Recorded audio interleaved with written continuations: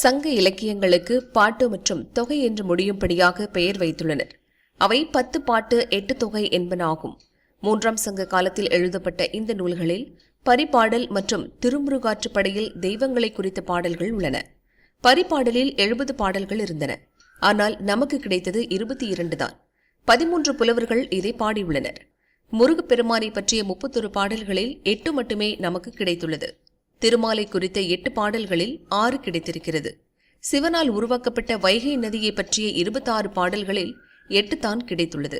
காளியை பற்றிய ஒரு பாடலும் மதுரை நகர் பற்றிய 4 பாடல்களும் கிடைக்கவில்லை. நக்கீரர் எழுதிய திருமுருகாற்றுப்படை முழுமையாக கிடைத்தது நமது அதிர்ஷ்டம். பரிபாடலில் உள்ள முருகன் குறித்த பாடல்களில் முருகா, உன்னிடம் பொன் பொருளை வேண்டவில்லை, உன் அன்பையும் அருளையும் தருவாயாக என்று வேண்டும் பாடல்கள் மனதை உருக்குவதாக உள்ளது.